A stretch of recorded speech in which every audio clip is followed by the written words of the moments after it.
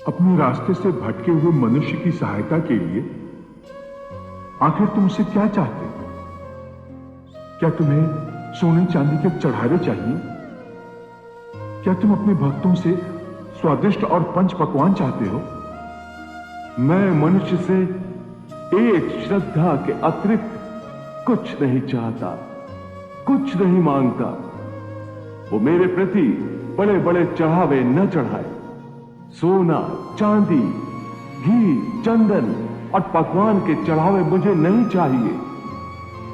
श्रद्धा और भक्ति भाव से एक फल, एक फूल, फूल की एक पत्ती, जल का एक कतरा, ये चावल का आधा दाना ही सही, मैं उसको भी भक्त की श्रद्धा से कहीं अधिक श्रद्धा से स्वीकार कर लेता हूं।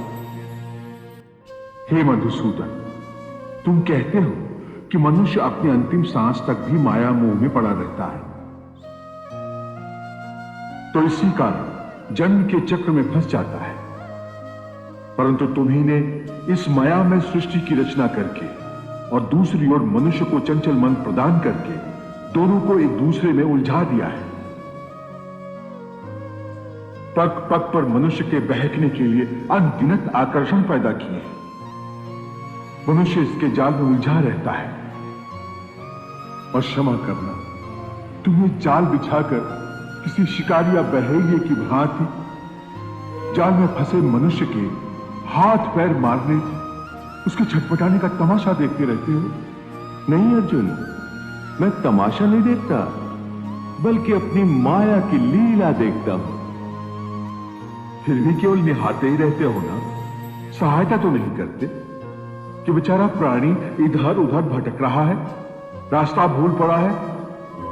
तुम्हारे मन में बेचारे मनुष्य की सहायता करने का विचार कभी नहीं आता कि आगे बढ़कर उसका हाथ थाम लूं, उससे सच्चा रास्ता दिखाऊं? बिल्कुल आता है, और मैं मनुष्य की सहायता भी करता हूं। परंतु कब कब करते हो तुम उसकी सहायता? मैं तो देख रहा हूं कि तुमने कर्म का विधान बना दिया है, जन्म मरण का चक्र चला दिया है, और इस चक्रव्यूह में मनुष्य को फंसा दिया है। ये तो कोई बात नहीं हुई, ये तो कोई सहायता नहीं हुई। मैं सहायता अवश्य करता हूं। अपने भक्त को मैं कभी बेसहारा नहीं छोड़ता। परंतु मनुष्य मेरी ओर देखे सहायता के लिए, मेरी ओर बढ़े तो मैं उसकी सहायता करूं ना। परंतु वो मेरी ओर बढ़ने के बजाय अपने अहंकार में डूबा रहता है, अपने बाहुबल के घमंड में पड़ा रहता है। वो तो इस भ्रम में पड़ा रहता है कि संसार में उससे बढ़कर कोई नहीं है। वो तो केवल अपनी बुद्धि और अपने बल पर ही भरोसा करता है। अपने बाहुबल पर उसे अपने परमात्मा से भी अधिक विश्वास होता है।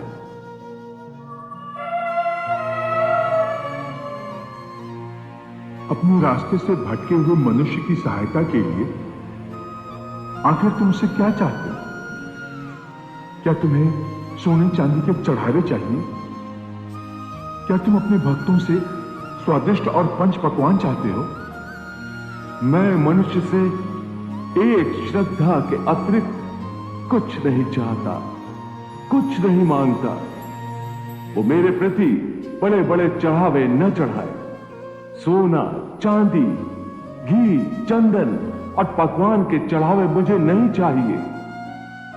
श्रद्धा और भक्ति भाव से एक फल, एक फूल, फूल की एक पत्ती, जल का एक कतरा, ये चावल का आधा दाना ही सही, मैं उसको भी भक्त की श्रद्धा से कहीं अधिक श्रद्धा से स्वीकार कर लेता हूं।